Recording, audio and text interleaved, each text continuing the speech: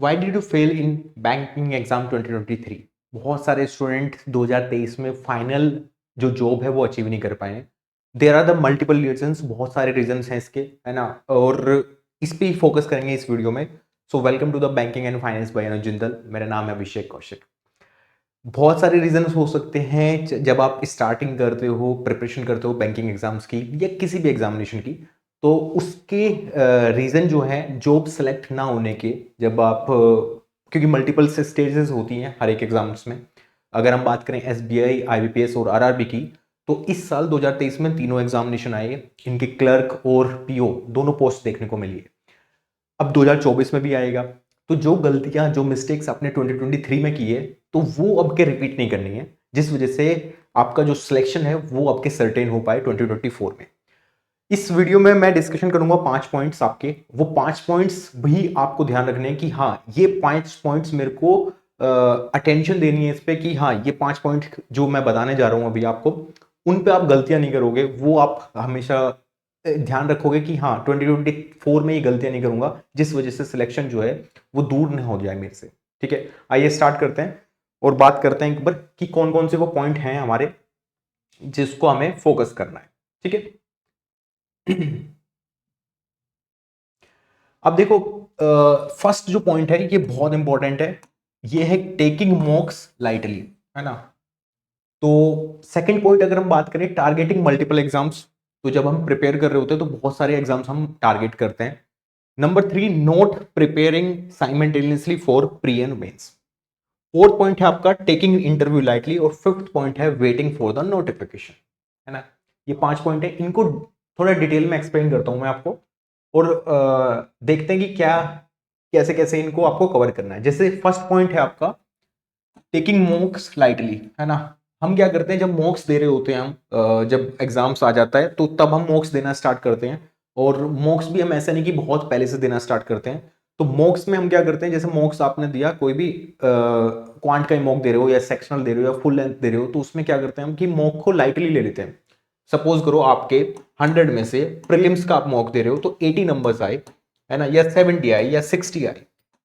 तो होता क्या है, मॉक में स्पेशली साइन वेव की तरह ग्राफ चलता है कुछ इस तरीके से, है ना। एक बार अप जाएगा नंबर्स, एक बार डाउन जा रहे होंगे, तो हम एनालिसिस ही नहीं करेंगे उसका कि हाँ, एनालिसिस हम कर नहीं पा रहे और हम देख रहे हैं कि भाई हमारे मॉक में मार्क्स जो है फ्लक्चुएट कर रहे हैं, है ना।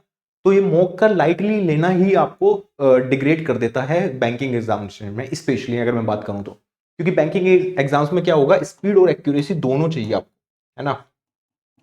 और स्पीड और एक्यूरेसी आपकी आएगी कैसे, जब आप मॉक को सीरियसली लोगे। मॉक को एज ए रेप्लिका लेना है आपको, जैसे एग्जाम में आप अपियर हो रहे हो। एग्जाम में जब आप अपियर होते हो तो आप क्या करते हो, बहुत सीरियसली अटेम्प्ट करते हो। लेकिन मॉक को बहुत लाइटली लेते हो कि हाँ, आराम से चाय कॉफी रखी है, आराम से पानी रखा है, पीते जा रहे हो, मॉक अटेम्प्ट करते जा रहे हो। वो सब नहीं करना है आपको, है ना। सेम रेप्लिका जैसा एग्जाम में होना चाहिए वैसा ही आपको घर पे एटमोस्फेयर क्रिएट करना है, जिस वजह से क्या होगा, मॉक में जो नंबर आएंगे उसको तो आप देखोगे, बट एटमॉस्फेयर की वजह से भी कुछ चेंजेस होने लगेंगे आपके नंबर्स में। ठीक है। अब जो मॉक होता है, मॉक को जब एनालिसिस करते हैं तो एनालिसिस पे बड़ा ध्यान देना है। क्यों? क्योंकि एनालिसिस में ऐसा नहीं होना चाहिए आपने मॉक दिया, नंबर कम आए और आपने एनालिसिस ही नहीं किया, आपने देखा ही नहीं कहां कहां गड़बड़ हो रही है। क्योंकि आपको पता है आपके कुछ क्वेश्चंस राइट होंगे, है ना, कुछ क्वेश्चंस आपके रॉन्ग होंगे। अब जो राइट है वो भी आपको ये देखना है कि कहीं वो तुक्के से राइट तो नहीं होंगे। आपने टिक करा और वो सही हो गया, बट वो एग्जाम में 100% गलत हो पाएगा, है ना। तो वो चीज आपको देखनी है। रॉन्ग क्वेश्चन में भी देखना है कि रॉन्ग क्वेश्चन क्यों गलत हुआ है ना। क्या आपने ये पढ़ा था, ये कॉन्सेप्ट तब गलत हुआ है या बिना पढ़े ही गलत हो गया है ना। और एक क्वेश्चन या एक सेक्शन होगा आपका स्किप का। ठीक है, आप वो क्वेश्चन स्किप कर रहे होंगे जिसमें आपका कॉन्सेप्ट ही नहीं पता है, आपने आज तक देखा ही नहीं है वो क्वेश्चन, है ना। तो इन तीनों सेक्शंस पे, राइट, रॉन्ग और स्किप वाले जो आप कर रहे होंगे, इन तीनों सेक्शन पे आपको फोकस करना है कि कौन कौन सी चीजें कवर करनी है ना। जैसे रॉन्ग में भी मैंने बताया अभी आपको कि रॉन्ग में भी वो क्वेश्चन जरूर देखने हैं कि गलत तो हो गए, क्या मैंने इसमें ज्यादा टाइम लिया, क्या मैं कॉन्सेप्ट पढ़ा हुआ था ये, और कॉन्सेप्ट पढ़ा हुआ था फिर गलत क्यों है, बिकॉज वहां ब्लेंडर है। आपने कॉन्सेप्ट पढ़ लिया, आपने प्रैक्टिस कर ली, फिर भी क्वेश्चन गलत हो रहा है, मतलब कि वो सुधारना होगा आपको अगले मॉक में। ठीक है, उस वजह से क्या होगा, उस वजह से जो आपके मार्क्स हैं वो कुछ इस तरीके से ग्राफ जाएगा फिर, और यही ग्राफ मेरे को चाहिए मॉक्स में आपके लिए। ठीक है। नेक्स्ट पॉइंट जो है वो है आपका टारगेटिंग मल्टीपल एग्जाम्स, है ना। ये भी बहुत सारे स्टूडेंट्स क्या करते हैं, जैसे सपोज करो बैंकिंग के एग्जाम की आप तैयारी कर रहे हो, है ना, और आप एसबीआई, आईबीपीएस और आरआरबी पे फोकस करो। ये 3 एग्जाम जिसके 6 एग्जाम्स बन जाते हैं एक तरह से क्लर्क और पीओ मिला के।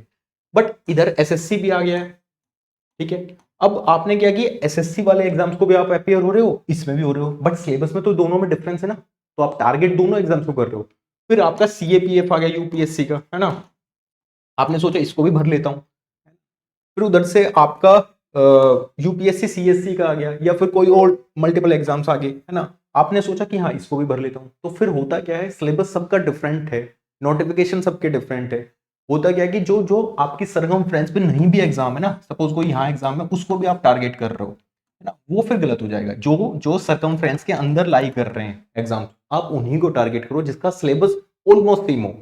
अब एसएससी का सिलेबस बिल्कुल अलग है, क्योंकि यहाँ एडवांस मैथ आता है, यहाँ पे एडवांस मैथ नहीं है ना। जब एडवांस मैथ नहीं है तो सिलेबस डिफरेंट है। तो जब आप बैंकिंग पे फोकस कर रहे हो तो आप बैंकिंग पे ही फोकस रखो, है ना। जिस वजह से क्या होगा कि आपका जो टारगेटेड एग्जाम्स हैं, आईबीपीएस, आरआरबी और एसबीआई, क्योंकि इनका सिलेबस ऑलमोस्ट सबका सेम है, डिक्टो, है ना, कुछ भी डिफरेंस नहीं है। जब डिफरेंस नहीं है तो ये एग्जाम्स की जब आप तैयारी कर रहे हो तो हाई चांसेस है कि ये इनमें से कोई ना कोई एक एग्जाम आपका निकल जाएगा, ठीक है। तो टारगेट करना है मल्टीपल एग्जाम्स को नहीं, सिंगल एग्जाम को, यानी कि बैंकिंग एग्जाम को आप टारगेट करें। तो उसके साथ एसएससी या फिर यूपीएससी नहीं जाना चाहिए। क्लियर। नेक्स्ट, नेक्स्ट क्या है, not preparing simultaneously for pre and mains. ये बड़ा एक डाउट रहता है स्टूडेंट्स के मन में। होता क्या है कि बहुत सारे स्टूडेंट क्या गलती करते हैं कि प्री और मेंस को एक साथ कवर नहीं करते, है ना।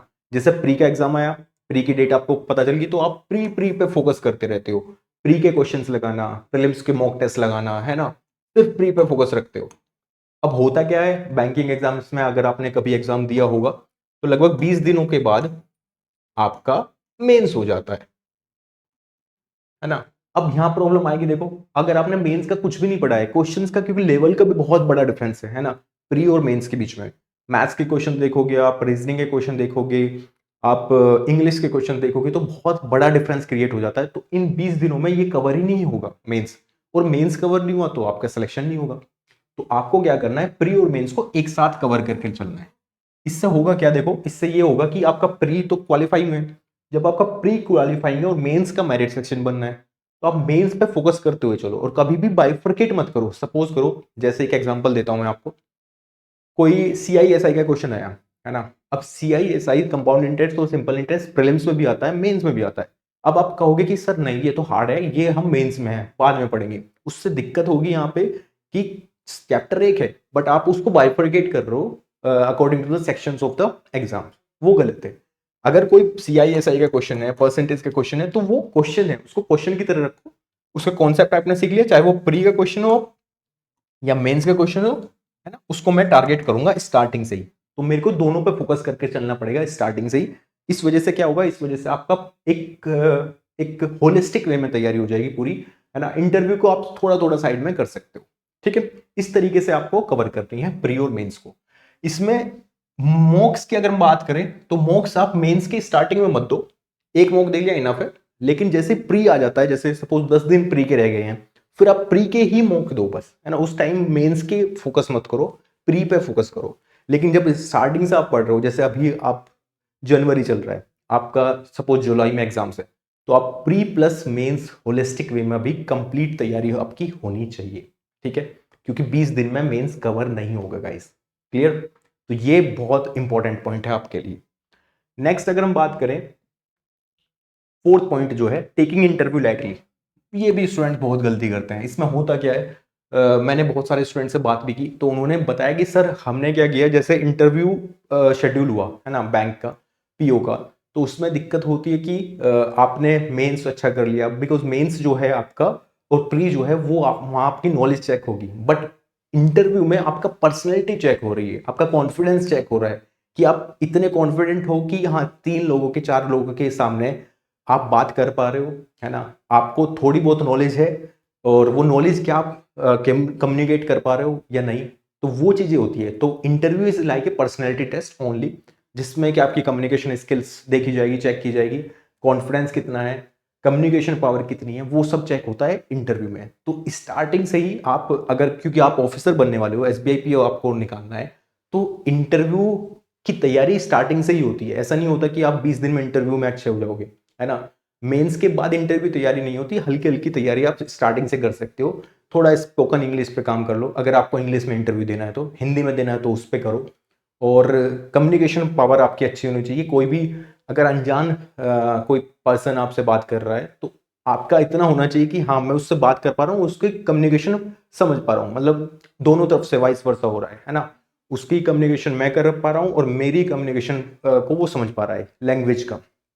तो वो फोकस आपको स्टार्टिंग से ही करना पड़ेगा। तो ये स्टार्टिंग से ही आपको इंटरव्यू की प्रिपरेशन होनी चाहिए आपकी। Clear. Next is the last point जो आपको देखना है, वो है आपका waiting for the notification. This is the biggest जो स्टूडेंट गलती करते हैं, है ना। वो क्या करते हैं, नोटिफिकेशन का वेट करते रहते हैं और तैयारी करते ही नहीं, है ना। नोटिफिकेशन की वीडियोस देखने लग जाते हैं, नोटिफिकेशन पे सोचते हैं जब नोटिफिकेशन आ जाएगा तब मैं तैयारी करूंगा, है ना। ये सबसे बड़ा मिथ है और सबसे ज्यादा बच्चे जो गलती करते हैं वो यहीं पे गलते हैं। जैसे अभी अभी आप क्या कर रहे हो, आप नोटिफिकेशन का वेट कर रहे हो, आप प्रिपरेशन नहीं कर रहे हो। अब जबकि मैं बता चुका हूं कि एसबीआई, आईबीपीएस और आरआरबी तीनों एग्जाम्स आपके ये कंफर्म है, ये आएंगे ही आएंगे, है ना। इनमें कोई संशय नहीं है।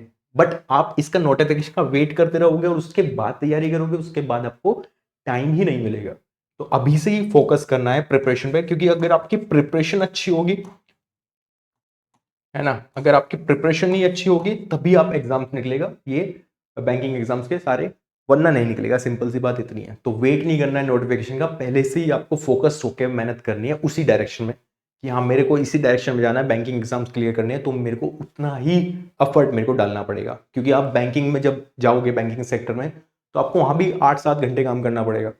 तो उसकी तैयारी जो है आपकी पहले से ही होनी चाहिए कि हाँ मैं इतना तो पढ़ रहा हूँ, इतनी मेरी प्रिपरेशन हो रही है कि हाँ मेरे को दिक्कत आने वाली नहीं है रिटर्न एग्जामिनेशन में। साथ बाई साथ आप इंटरव्यू की तैयारी कर सकते हो, है ना।